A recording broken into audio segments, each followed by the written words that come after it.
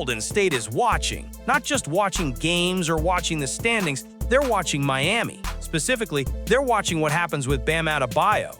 According to recent reports, the Warriors have the Heat's all-star center at the very top of their list if he ever becomes available. And that word "if" is doing a lot of heavy lifting here. Because this isn't about some disgruntled star forcing his way out. This is about something more calculated, more patient. The Warriors are positioning themselves for an opportunity that might never come. But if it does, they want to be first in line. Let's be clear about what we're dealing with. Bam Adebayo isn't hitting free agency anytime soon.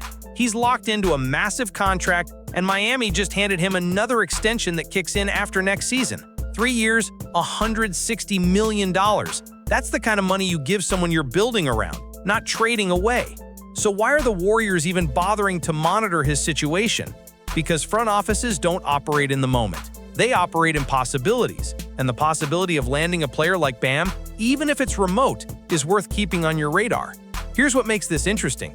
Golden State just went through a significant roster overhaul. They brought back Jonathan Kuminga after months of speculation about his future.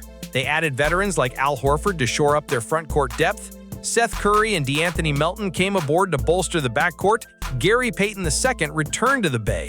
And of course, they made the blockbuster move for Jimmy Butler, pairing him with Steph Curry and Draymond Green in what's supposed to be one last championship push. On paper, that roster looks competitive. It looks like a team ready to contend, but if you're the Warriors front office, you're also thinking about what comes next. Draymond is in the twilight of his career. His defensive brilliance is still there, but the durability questions aren't going away. The intensity that made him one of the most impactful players of his generation takes a toll. And when you're building around a 37-year-old Steph Curry, you can't afford to wait until problems become crises. You have to think ahead. That's where Bam enters the picture, not as a panic move, but as a long-term solution disguised as a short-term upgrade.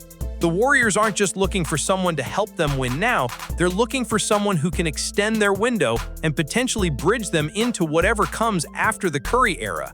And Bam Adebayo checks both boxes. Let's talk about what Bam does on a basketball court because it's easy to overlook his value if you're only checking box scores. Last season with Miami, he averaged just over 18 points, nearly 10 boards, and more than 4 assists per game. Those numbers are solid, but they don't tell the full story. Bam's impact doesn't show up in traditional stats the way other stars do. His greatest skill is versatility, and not the kind of versatility that gets thrown around casually. Bam can legitimately defend all 5 positions. He's quick enough to stay in front of guards on the perimeter. He's strong enough to battle traditional centers in the post. He reads passing lanes like a safety in football, jumping routes and turning defense into offense. Miami has trusted him to guard everyone from point guards on switches to dominant bigs in the paint, and he handles both assignments without looking out of place. Offensively, he's evolved beyond what most people expected when he entered the league. Bam came into the NBA as a raw athlete with defensive upside. Now he's a legitimate playmaker who can run an offense from the elbow or the top of the key. He sees the floor the way guards do, finding cutters and making reads that most big men wouldn't even recognize. His handle is tight enough to push in transition. His passing vision is sharp enough to make Miami's offense hum even when Jimmy Butler dominates the ball. And here's the piece that matters for Golden State specifically. Bam can shoot. Not at an elite level, not like some modern stretch fives, but enough to keep defenses honest. He's comfortable taking threes when left open, and he's shown steady improvement from beyond the arc over the past couple of seasons. That's crucial in Golden State's system where spacing is everything. You can't have a traditional big clogging the paint when Steph Curry needs room to operate. People are already drawing parallels between Bam and Draymond, and it's not hard to see why. Both are undersized centers who make their living through intelligence and versatility. Both are elite defenders who can guard multiple positions and orchestrate their team's defensive schemes. Both are capable playmakers who can initiate offense and make the right read in transition. The comparison makes sense on the surface, but dig a little deeper and you'll find the differences matter just as much as the similarities. Draymond built his career on being the ultimate connector piece. He's never been a primary scorer, and he's fine with that. His value comes from doing everything else at such a high level that it doesn't matter. Bam operates differently. He's capable of being a legitimate scoring threat when needed. He can take over stretches of games offensively in ways Draymond never could. And the other difference is age. Draymond is 35 and dealing with the wear and tear of a decade-plus career that's been defined by physical play. Bam is 28 and entering what should be his prime years. If the Warriors could somehow swap one for the other, they'd be getting a younger, more athletic version of a similar archetype. A player who could do everything Draymond does defensively while adding more offensive punch. That's the dream scenario for Golden State. A seamless transition from one era to the next, where the identity of the team remains intact, but the pieces get refreshed. Bam wouldn't be asked to replace Draymond's leadership or his fire, because those things are irreplaceable. But he could take over the on-court responsibilities while bringing his own strengths to the table. Now let's pump the brakes and talk about reality, because as appealing as this sounds for the Warriors, the logistics are brutal. Miami has no reason to trade Bam Adebayo. None. He's the cornerstone of their franchise. He's beloved in the locker room. He does everything the Heat organization values. Plays hard, defends like his life depends on it, and sacrifices personal stats for winning. Pat Riley doesn't trade those guys. Even if Miami somehow decided they wanted to move on, which seems impossible, the contract situation makes things messy. Bam is about to start a massive extension that pays him elite money for the next several years. To match salaries in a trade, Golden State would have to gut their roster. We're talking multiple rotation players, draft picks, and probably some painful decisions about who stays and who goes. And even then, would Miami want what Golden State has to offer? And here's another layer. Even if Miami did trade Bam, why would they send him to a Western Conference contender? The Heat aren't in rebuild mode. They're retooling, trying to stay competitive in the East.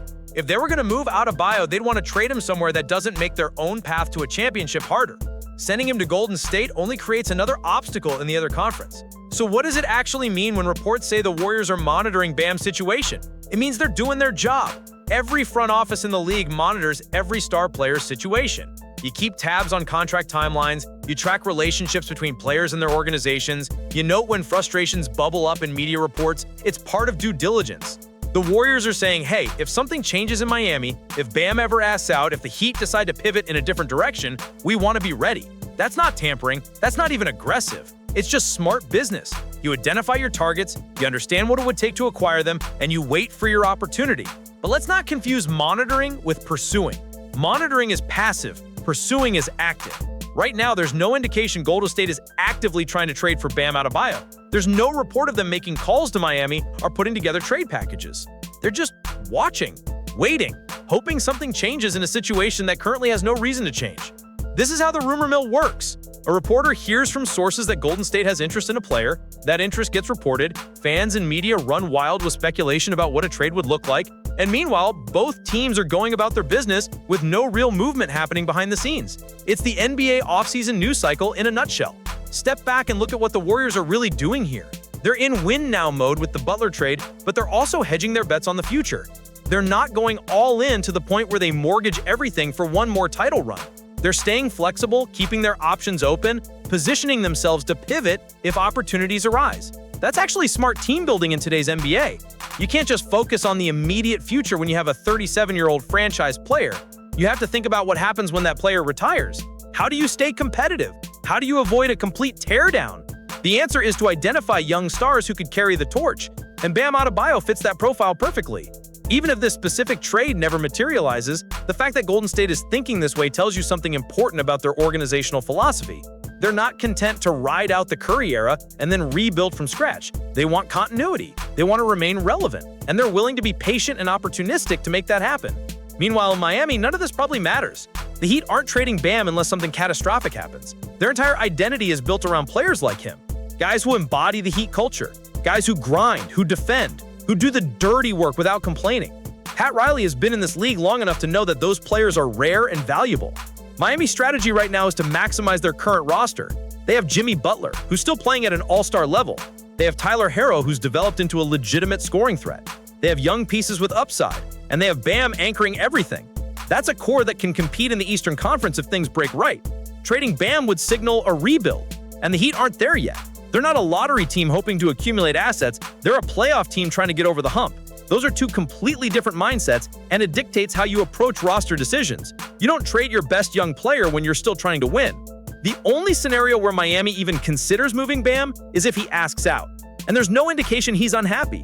No cryptic social media posts, no reports of tension with the coaching staff or front office, He's extended his contract multiple times with Miami. Everything points to a player who's comfortable and committed to the organization. Unless that changes, this is all just noise. Let's play fantasy GM for a second. If Miami did decide to trade Bam, what would Golden State need to offer? Start with the basics, salary matching. Bam is making over $30 million per season on his current deal, and that number climbs even higher on his extension. The Warriors would need to send out close to that amount just to make the math work. That probably means including Andrew Wiggins, whose contract is expensive and has years remaining. Maybe Jonathan Kuminga, who they just re-signed but represents the kind of young talent Miami would want back. Draft picks would have to be involved, though Golden State doesn't have a ton of flexibility there after trading away future assets in recent years. You'd likely need a third team to facilitate trades, taking on contracts and helping balance the deal. Even in the most optimistic scenario for Golden State, they'd be giving up significant depth and future assets for one player. That's a massive gamble when you're already trying to compete for a championship. You're weakening your bench to strengthen your starting five. You're trading known quantities for a player who's never played in your system. And you're doing it all while your championship window with Steph Curry is actively closing. The risk might be worth it if Bam was the missing piece that guaranteed a title, but basketball doesn't work that way. There are no guarantees. The Celtics and Cavaliers are loaded. The West is open wide, but incredibly deep. Adding Bam would make Golden State better, but it wouldn't make them prohibitive favorites. And if it didn't result in a championship, you're left wondering if it was worth gutting your roster for a slight upgrade. Here's the truth about this whole situation. It's fun to speculate, but it's probably not happening. The Warriors monitoring Bam Adebayo makes for a good headline, but it doesn't mean a trade is imminent or even likely. Miami isn't trading him. Golden State probably can't afford to trade for him even if Miami wanted to. And the idea that this is some inevitable move waiting to happen is more fiction than fact. But that doesn't mean the conversation is worthless. It tells us what the Warriors value. It tells us how they're thinking about their future. It tells us that they're not satisfied with just running it back with their current roster, even after making major moves. And maybe most importantly, it tells us that front offices are always looking for ways to get better, even when those ways seem impossible. The NBA is a league of opportunity. Teams that succeed are the ones that recognize when those opportunities arise and have the courage to act on them. Golden State is making sure they're ready if Bam Adebayo ever becomes available. Whether that day ever comes is another question entirely, but at least they'll be prepared if it does.